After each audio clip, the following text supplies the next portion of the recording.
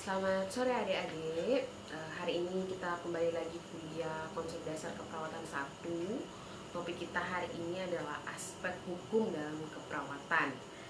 Nah, sebenarnya sebagai seorang perawat, kita tidak hanya mengetahui apa saja asuhan keperawatan yang kita berikan, yaitu pengkajian, diagnosa, intervensi, implementasi, dan evaluasi, tapi tentunya kita wajib untuk mengetahui hukum-hukum apa saja yang ada di bidang keperawatan. Oleh karena itu, saya singgung sedikit atau secara garis besar tentang aspek hukum dalam keperawatan, karena tentunya ibu saya juga bukan orang hukum.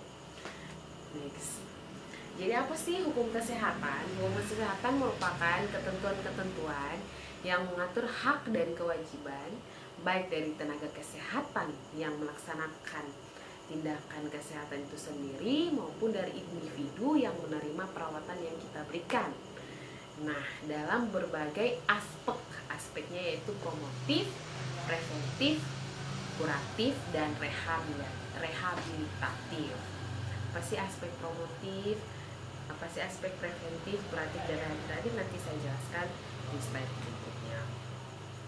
Kemudian, apa aja sih fungsi hukum dalam praktik keperawatan? Yang pertama, memberikan kerangka kerja untuk menetapkan setiap tindakan keperawatan yang legal dalam keperawatan. Tentunya kalau ada kata legal berarti ada juga ilegal. Jadi tidak semua tindakan itu bisa dilegalkan menurut hukum. Oleh karena itu kita patut untuk mempelajari tindakan-tindakan apa saja yang dilegalkan dalam praktek keperawatan itu sendiri. Kemudian yang kedua, bagaimana membedakan tanggung jawab perawat dari tanggung jawab ahli kesehatan lainnya. Nah, di sini kan kita punya banyak profesi. Kalau misalnya Anda bekerja di rumah sakit, ada profesi yang ikut terlibat yang menjadi kolaborasi utama kita. Yang pertama dokter. Dokter akan memberikan apa? Delegasi.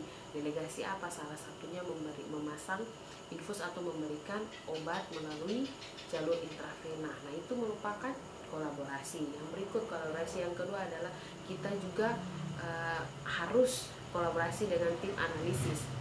Tim analisis di sini adalah mereka yang datang untuk mengambil sampel darah atau pemeriksaan gula darah. Nah, itu kita bekerja sama atau berkolaborasi dengan tim analisis di rumah sakit. Yang berikut apa? Di dalam asuhan keperawatan adalah pasien dianjurkan diet lunak, makanan yang bergizi, dan lain sebagainya. Itu kolaborasinya dengan siapa? Dengan ahli gizi.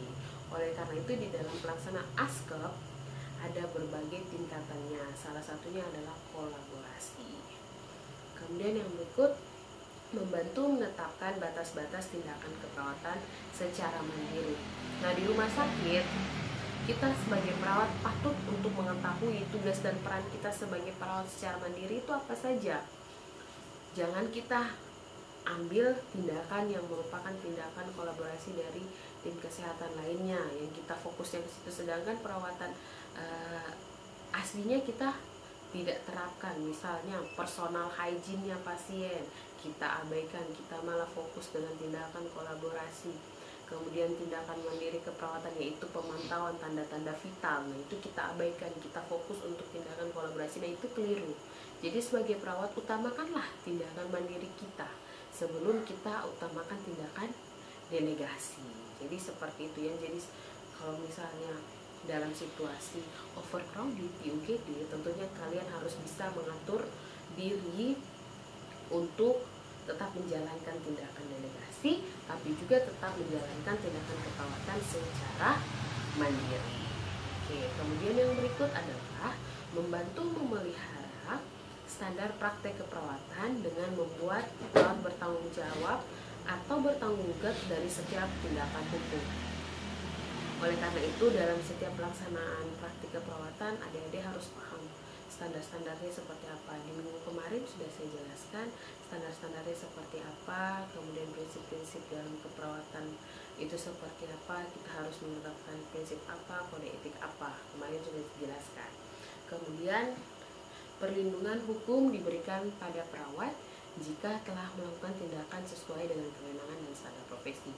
Nah, ini penting. Jadi oleh karena itu adik-adik setiap kali adik-adik selesai dari suatu institusi pendidikan kesehatan, adik-adik wajib untuk bergabung dengan profesi kesehatan. Dalam hal ini kita kenal dengan PPNI. Oleh karena penting dalam mengatur setiap tindakan-tindakan kita. Misalnya kita terlibat dalam suatu insiden dengan pasien maupun keluarga pasien. Nah, situ peran dari profesi untuk membantu kita dalam menyelesaikan masalah yang ada pada saat kita praktik. Oleh karena itu penting untuk adik-adik tergabung dalam suatu organisasi profesi. Kemudian yang berikut, apa sih hak-hak dari pasien? Yang pertama, hak untuk memilih kebebasan. Nah, setiap orang memiliki hak untuk menentukan setiap tindakan yang akan dia jalani.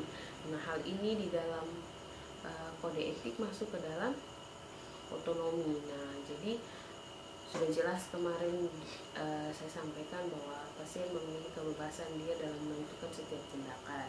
Kemudian hak untuk sejahtera, yaitu hak yang diberikan secara hukum kepada keselamatan pasien dari setiap tindakan atau prosedur yang akan dia jalani. Kemudian berikut adalah hak legislatif, yaitu didasarkan pada konsep keadilan, yaitu membuat dan merubah peraturan, kemudian pembatasan moral dan menyelesaikan perselisihan. Itu hak-hak dari pasien ya. Kemudian bagaimana sih legislasi itu di dalam keperawatan? Legislasi itu didasari oleh legislasi dari kesehatan, kemudian ada juga legislasi yang turunnya dari keperawatan yang cenderung mengarah kepada standar-standar dari keperawatan itu sendiri. Nah, ini secara garis besar cukup untuk adik ketahui saja bahwasannya di dalam keperawatan itu ada ilmu hukumnya yang dimulai dari legislasi keperawatan. Jadi ini tidak terlalu mendasari adik-adik untuk wajib untuk harus mencari tahu secara mendetail tentang legislasi keperawatan, tapi secara garis besar adik-adik paham. Yang pertama di sini adalah akreditasi. Tentunya adik-adik sekolah di Stikes Maranatha ini awalnya harus tahu kampus kita ini sudah terakreditasi atau belum, pendidikannya sudah layak atau belum. Jangan sampai adik-adik bersekolah di tempat yang tidak terakreditasi. Kenapa ini menjadi penting? Karena pada saat adik-adik wisuda atau adik-adik lulus, yang dilihat adalah ijazah kalian ini ijazahnya sudah terakreditasi atau belum. Kalau belum, tentunya adik akan berpengaruh kepada peluang kerjanya adik-adik. Adik-adik tentu akan sulit untuk mendapat pekerjaan. Kemudian yang berkaitan dengan sertifikasi atau registrasi atau lisensi yang dimiliki oleh seseorang. Kalau misalnya perawat ingin buka praktik di rumahnya, boleh tidak? Boleh, asal dia sudah punya sertifikasi atau punya lisensi untuk praktik. Jadi bukan hanya dokter ya yang punya izin praktik, tapi perawat juga punya izin praktik yang kita sebut dengan SIP. Nah, itu perawat-perawat praktik di rumah sakit umum itu punya SIP semua, makanya bisa praktik dan bisa menyentuh pasien. Nah, itu maksudnya. Kemudian mahasiswa, nah ini berkaitan dengan adik-adik yang duduk di bangku perkuliahan seperti ini, tentunya harus memahami dengan baik apa itu asuransi keperawatan. Kemudian yang berikut adalah legislasi juga ini. Keperawatan merupakan fungsinya untuk mengendalikan mutu pendidikan dan praktik keperawatan yang jelas. Kemudian yang berikut melindungi perawatan dan klien. Yang berikut mempertahankan asuhan keperawatan, membentuk benar tidaknya tindakan yang dilakukan perawat. Ini jelas ya. Jadi dari legislasi itu ada standar yang bisa menentukan benar tidak tindakan seorang perawat ini. Kemudian mempertahankan arah perkembangan dari keperawatan serta mempertahankan identitas dan status profesi. Jadi dari legislasi keperawatan ini dia bisa mengatur berbagai hal ya yang tadi sudah saya jelaskan. Kemudian yang berikut adalah membantu dan menuntun perawat dalam menjalankan tugasnya. Jadi kalau misalnya ada legislasi, tentunya kita akan berpikir bahwa standar keperawatannya sudah ada. Berarti dalam setiap aspek tindakan kita bisa menjadi acuan di dalam menjalankan tugas sehingga semua terpraktik dengan baik. Kemudian ada standar praktik keperawatan juga. Nah, standar keperawatan ini mencakup pengetahuan perawat, peran perawat, hubungan interpersonal, proses keperawatan dan akuntabilitas dari profesional itu sendiri. Nah, kita bahas yang pertama ya, di sini akreditasi. Sebenarnya proses pengukuran dan pemberian status akreditasi kepada institusi. Nah, ini sudah saya jelaskan tadi bahwa adik-adik cukup tahu bahwa adik-adik bersekolah di tempat yang sudah terakreditasi. Nah, itu juga masuk ke dalam proses penilaian akreditasi. Kemudian yang berikut adalah penilaian pendidikan D3 dan SPK dikoordinir oleh Pusdikes. Kemudian pendidikan S1 dikoordinir oleh Dikti. Ini maksudnya pembagian tingkatan di dalam ilmu keperawatan itu, masing-masing tingkatannya baik untuk D3 dan SPK itu sudah dikoordinir oleh Pusat Tenaga Kesehatan. Sedangkan pendidikan S1 dikoordinir oleh Kementerian Pendidikan dan Budaya. Kemudian rumah sakit akan dikoordinir oleh sistem akreditasi dari rumah sakit. Jadi pemberian akreditasinya itu sudah ada pos-posnya masing-masing. Ini hanya sekedar garis besar untuk adik-adik pahami saja ya. Kemudian untuk sertifikasi itu merupakan yang pertama pengakuan terhadap peningkatan pengetahuan, keterampilan dan perilaku seorang perawat dengan memberikan ijazah. Jadi kalau misalnya adik sudah lulus ujian skripsi, tentunya adik-adik akan dihargai dengan adanya ijazah yang menunjukkan bahwa adik-adik sudah layak menjadi seorang sarjana keperawatan atau tenaga kesehatan, walaupun belum boleh menyentuh pasien. Kemudian yang kedua, proses pengabsahan. Perawat telah memenuhi standar minimal kompetensi praktek pada area spesialis tertentu. Kemudian yang ketiga, tujuannya yaitu menyatakan pengetahuan, keterampilan dan perilaku perawat sesuai dengan pendidikan yang diikutinya. Jadi kalau misalnya sudah pegang ijazah keperawatan, harus mencerminkan tindakan seorang perawat sehingga ijazahnya dapat sesuai. Kemudian yang terakhir, Indonesia untuk pelaksanaan sertifikasi sedang dalam proses dan terus dikembangkan. Oleh karena itu adik-adik harus tetap terus giat belajar sehingga di akhir perkuliahan atau di akhir pendidikan S1 keperawatan adik-adik bisa menggenggam ijazah sesuai dengan keterampilan dan pengetahuan. Kemudian yang berikut adalah registrasi. Nah, di sini registrasi juga penting dan harus ada ketahui di dalam berproses sebagai seorang nurse. Itu yang pertama, perawat mendaftarkan dirinya pada badan tertentu untuk memperoleh pengajuan terhadap kompetensi yang dimilikinya.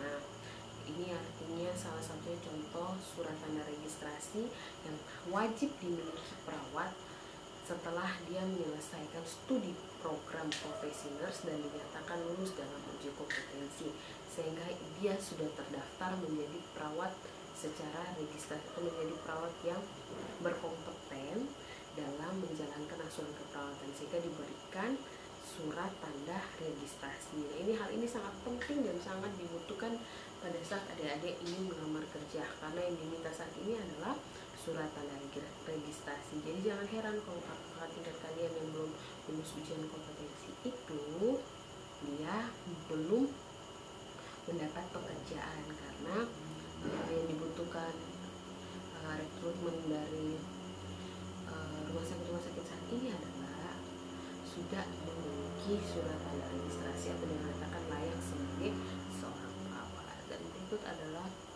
perawat yang bekerja harus memiliki SIP dan SIK untuk memberikan perlindungan kepada masyarakat penerima jasa perawat. Jadi kalau misalnya sudah punya SPR, sudah punya SIP, sudah punya SIK, tentunya masyarakat akan lebih percaya akan setiap tindakan yang adik-adik lakukan. Jadi tidak perlu khawatir lagi, masyarakat jadi lebih terjamin memberikan tubuhnya untuk dirawat oleh perawat, karena itu perawatnya sudah tersertifikasi dengan baik, sudah registrasi dengan baik, semuanya sudah terpenuhi, jadi tidak ada keraguan lagi. Oleh karena itu kalau misalnya perawat senior biasanya pasiennya tidak terlalu banyak ngomel-ngomel, tapi kalau misalnya junior biasanya ngomel-ngomel, karena itu punya ketakutan tersendiri akan setiap tindakan yang dilakukan, apalagi mahasiswa. Dan karena itu mahasiswa sering didampingi oleh senior-seniornya dari rumah sakit, seperti itu. Kemudian yang ketiga, menjamin kemampuan perawat untuk melakukan praktik keperawatan sesuai dengan kewenangan, kode etik, dan tanggung jawab dari profesi itu sendiri. Jadi jelas ya. Kemudian yang berikut adalah menseleksi perawat asing yang bekerja di Indonesia. Jadi ini juga melalui surat registrasi. Jadi tidak semua perawat asing langsung diterima di Indonesia, tapi melalui berbagai proses atau tahapan. Nah, yang berikut adalah lisensi. Di sini dimaksudkan dengan lisensi adalah proses administrasi yang dilakukan oleh suatu badan yang diberi kewenangan untuk menerbitkan surat izin praktik bagi perawat. Nah, itu yang tadi sudah dijelaskan tentang surat izin praktik. Jadi tidak hanya dokter, tapi perawat pun bisa melakukan praktik. Kemudian tujuannya itu memberikan kejelasan batas kewenangan tiap kategori tenaga keperawatan untuk melakukan praktik keperawatan, dan juga memberi izin untuk melakukan praktik keperawatan secara profesional. Yang keempat, meyakinkan masyarakat bahwa yang melakukan praktik mempunyai kompetensi yang dibutuhkan. Nah, kewenangan dari perawat apa saja sih? Kewenangan ini berkaitan dengan izin dalam melaksanakan praktik profesi. Kemudian kewenangan juga memiliki dua aspek, yaitu aspek material, yakni yang diperoleh sejak seseorang memiliki kompetensi, dan kemudian terregistrasi. Kemudian kewenangan formal, izin yang memberikan kewenangan kepada penerimanya untuk praktek pada profesi perawat. Jadi ini teori-teorinya berkaitan satu dengan yang lainnya ya. Nah, di sini ada Undang-Undang Praktik Keperawatan Indonesia. Ini mendasari praktik keperawatan secara hukum. Nanti ada yang bisa buka satu-satu undang-undang, SK atau peraturan pemerintah terkait dengan praktik keperawatan, sehingga di dalam pelaksanaan praktiknya adik-adik bisa mendasari ini. Kemudian, nah, ada pelanggaran umum di dalam keperawatan yang sering terjadi yang merupakan kasus-kasus hukum, yaitu yang pertama kelalaian atau malpraktik, yang kedua tindakan menyerang, berkata kasar, melanggar privasi, dan menghancurkan reputasi. Nah, ini beberapa hal ini juga sudah sering saya sampaikan terkait dengan malpraktik, juga adik-adik sudah familiar. Nah, di sini saya jelaskan secara singkat lagi yang berkaitan dengan malpraktik. Yang pertama yaitu kewajiban. Perawat memiliki kewajiban untuk menggunakan segala ilmu kepandaiannya untuk menyembuhkan pasien yang jelas.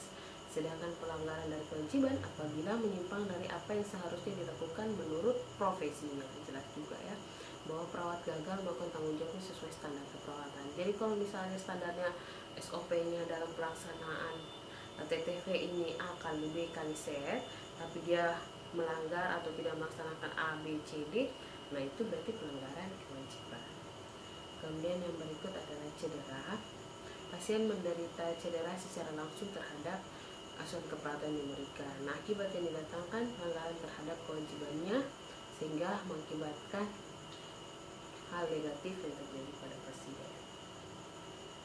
Nah, ini berkaitan dengan praktek hukum atau aspek hukum. Nah, ini hal-hal yang harus adik-adik perhatikan di dalam praktik keperawatan. Sangat penting untuk meminta surat persetujuan dari setiap tindakan yang diberikan atau yang kita sebut dengan informed consent. Kemudian jangan lupa juga setiap instruksi dokter atau delegasi itu patut untuk kamu rekam atau record atau dicatat dengan baik, kemudian dibaca lagi dan konfirmasi balik terhadap pemberi delegasi. Kemudian hal-hal eutanasia yang di Indonesia sendiri sudah sering saya sampaikan bahwa ini ilegal untuk dilakukan. Kemudian otopsi serta donor organ ini krusial untuk terjadi malpraktek, sehingga adik-adik perlu untuk terus berhati-hati dalam pelaksanaan praktik keperawatan. Nah, itu berkaitan dengan aspek-aspek dalam hukum keperawatan. Kita masuk materi yang kedua, yaitu berkaitan dengan perlindungan hukum dalam praktik keperawatan. Ini singkat saja, sekedar adik-adik paham di dalam keperawatan itu ada perlindungan hukum. Alasan perlunya perlindungan hukum: 1. Perawat telah memberikan kontribusi besar dalam peningkatan derajat kesehatan. Oleh karena itu, patut untuk ada perlindungan hukum, karena di dalam memberikan asuhan keperawatan, perawat juga mempertaruhkan kehidupan dia. Contohnya dalam pandemi COVID-19 ini, dia memberikan kehidupannya yang awalnya normal bersama keluarga untuk merawat pasien COVID-19. Jadi dia harus meninggalkan keluarganya untuk dikarantina selama masa perawatan pasien COVID-19. Kemudian yang berikut, perawat berperan dalam memberikan pelayanan kesehatan mulai dari pelayanan pemerintah dan swasta. Kemudian yang berikut, perawat juga memiliki kompetensi keilmuan, sikap rasional, etis dan profesional, serta semangat pengabdian yang tinggi. Oleh karena itu, patut untuk mendapatkan perlindungan secara hukum.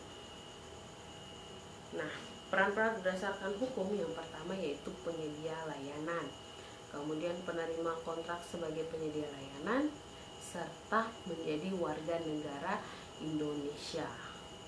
Oke.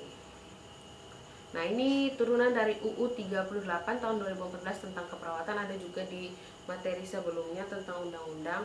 Nah, ini secara garis besar saja, ada bab 2 pasal 4 dan bab 3 pasal 6 sampai pasal 16.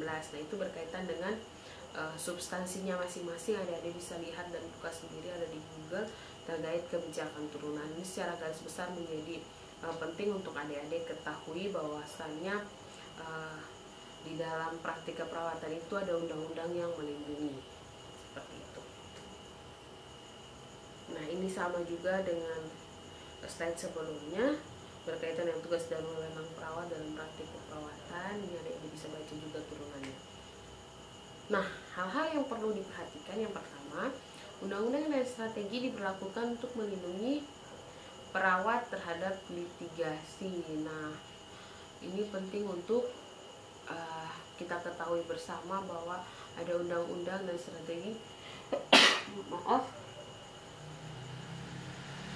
ada undang-undang dan strategi yang harus diberlakukan juga di dalam praktik keperawatan. Kemudian melakukan praktek yang kompeten dan aman dan sesuai dengan undang-undang serta standar praktik merupakan landasan hukum utama terkait keamanan bagi perawat. Artinya bahwa perawat kalau misalnya menjalankan standar praktik keperawatan sudah sesuai, kemudian berdasarkan undang-undang juga sudah sesuai, artinya dia mengamankan dirinya dari kesalahan-kesalahan atau kelalaian-kelalaian atau malpraktik yang berisiko untuk terjadi cedera pada pasien itu sendiri. Kemudian yang berikut adalah dokumentasi yang akurat dan lengkap merupakan komponen perlindungan hukum yang penting bagi perawat. Nah, itu seperti saya contohkan, kalau sudah ada inform konsennya jelas, kemudian setiap delegasi dari tenaga medis lainnya dicatat, direkod dan dikonfirmasi dengan baik, tentunya adik-adik sebagai perawat akan terhindar dari